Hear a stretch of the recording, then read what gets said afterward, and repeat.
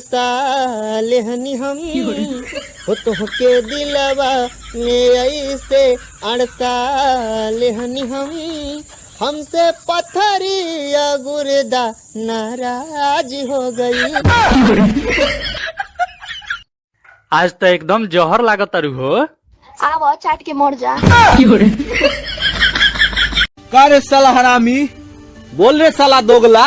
आज ले तो हमरा घर के हाथ ना लगैलस, ते काहे लगैली हस? का उखड़बो, आवो फरिया लो। ए भैया जगह छोड़। हे तू क्या हुआ? हमरे तरफ से बढ़ो ना तो ओकरा तरफ से बढ़ो ना तो ये मरवावे आइल बढ़ो। हमार गर्लफ्रेंड बोल रहा है कि धीरे धीरे से मेरी जिंदगी में आना। हम इतना धीरे धीरे गेली कि हमरा जाते जाते और दूगो बच्चे हो गली के माई। सर ये सर पागल है का रे? दुनिया दही गुड़ चाटल उसार ढोढ़ी चाटत है। बात कहे के बा का कहे के बा? पूरा गांव महला बिना मास्क के निकलते नहीं खे। आ इनका तो कुछ बुझाई के ना बा। का कहतर कह? मैं तुमसे प्यार करता हूँ।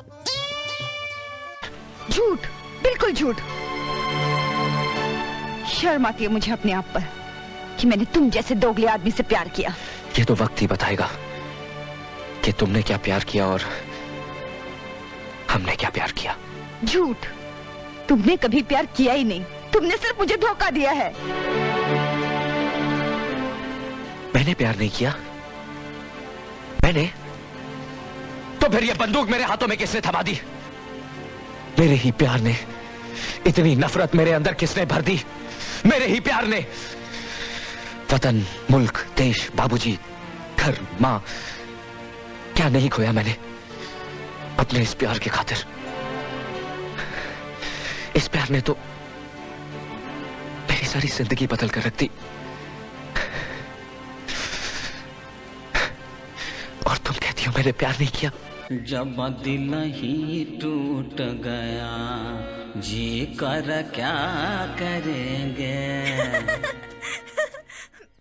का भाई काहे रोताड़ा? का बताई मैडम जी, हम बहुत मजबूरी में बानी। हम जाना तनी के जन्म में रहुआ हमरा किस्मत में नहीं की, लेकिन अगला जन्म में रहुआ नाम के रेखा अपना हाथ में घिंचवा के आए। और एगो इम्पोर्टेंट बात, रहुआ बहुत सुंदर बनी।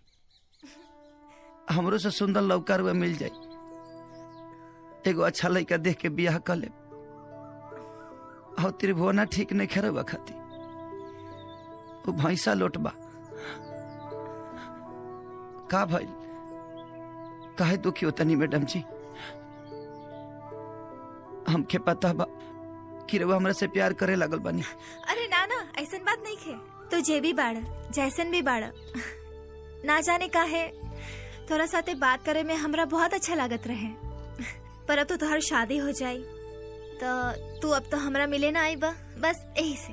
ऐसे कैसे ना मिले? अरे वो जब भी बुलाए हम घप देना चले। चल झूठा, तो शादी के बाद हमरा से मिलबा कि अपना मेहरारू से? मेहरारू तो मजबूरी होली, लेकिन रउआ तो हमार पसंद है ना। अच्छा अब बस बहुत हो गई। अब घरे जा जल्दी, ना तब पता चली कि दूल्हा के बगैर ही बारात चल गई। जी मैडम जी, हाँ? एगो हमार आखिरी इच्छा पूरा कथी तनी हग दीना का? हाँ, हाउ हीरो हीरोइन फिल्मिया में अलग होके से पहले हगे लालो ना, और सही रहुआ हक दीना। अच्छा हक चाहिए? हाँ तो ऐसा बोलो ना, हक